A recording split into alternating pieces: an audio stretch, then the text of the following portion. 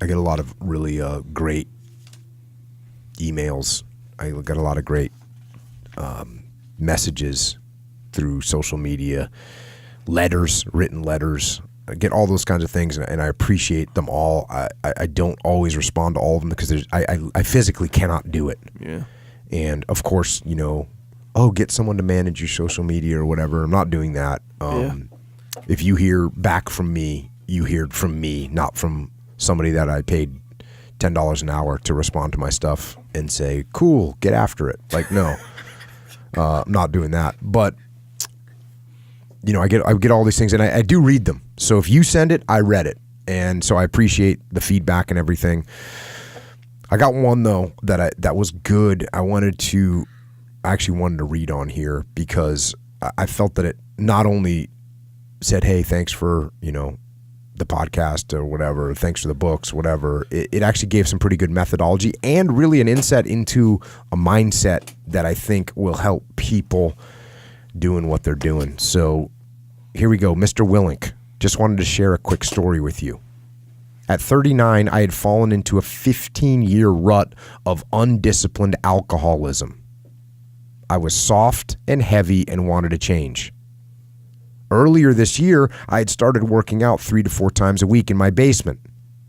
I was trying and failing to get a handle on my alcohol abuse. Every failure made the beast seem bigger and unbeatable. It was like I didn't have control over my body. I finished your book on a Monday night and decided that I would get up early the next morning and work out. I got up and worked out. Not much, but I just wanted to do something. Sit-ups, push-ups, 15 minutes on the bike. Worked out twice Tuesday. Got up Wednesday and did it again. Got to Thursday night, a normal drinking night, and decided to try not drinking. Made it through. Friday, same thing. Worked out morning and night, stayed busy, and stayed away from the drink. Thought I should try and push it through the weekend. Worked out Saturday morning. Took the rest of the weekend off and stayed dry. Monday morning, I got up and started 2-a-days again. Made it through the week with 11 workouts.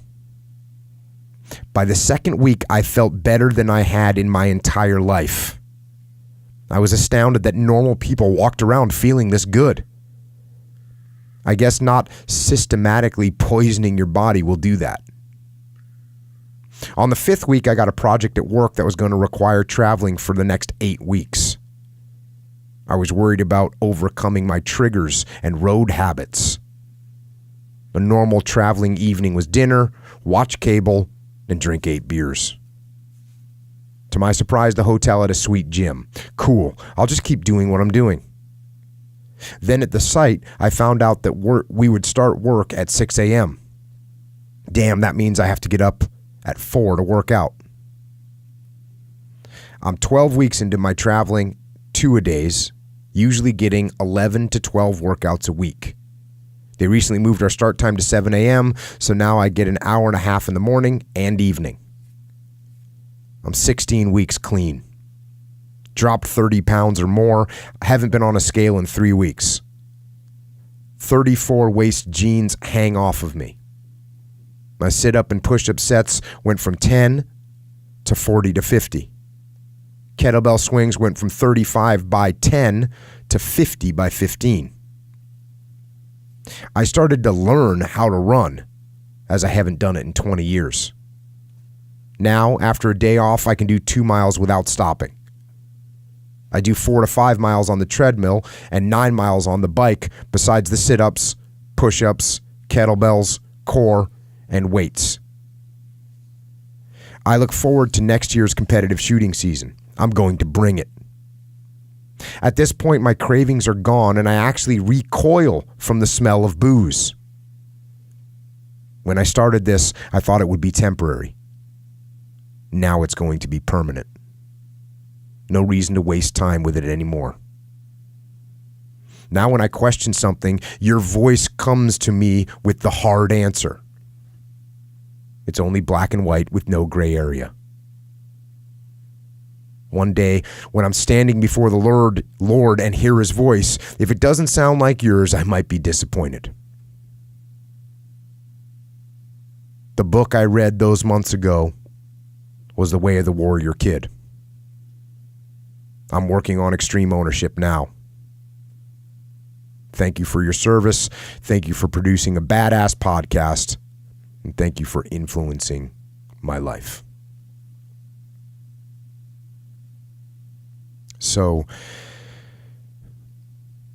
there you go. And I say this to people all the time. Most important here is, it isn't me. It's you. And sure, you may have grabbed some little foothold from the podcast or from one of the books, but it isn't me that changes you. It's you. You set the small goals. You achieve those goals. Then set some more and achieve those, and set some more goals, maybe a little bit bigger, but not that much bigger. You pay attention to the progress. This guy is 16 weeks deep. 30 pounds lighter. Working harder, stronger, faster, more efficient, competitive.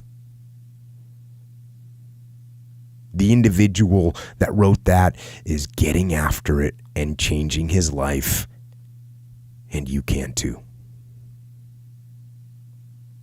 Just start. Start small. Start with changing tomorrow morning, just tomorrow morning. Get that squared away. And then move on to the next day and the next, and move your life to a better place. One little step. One little victory at a time.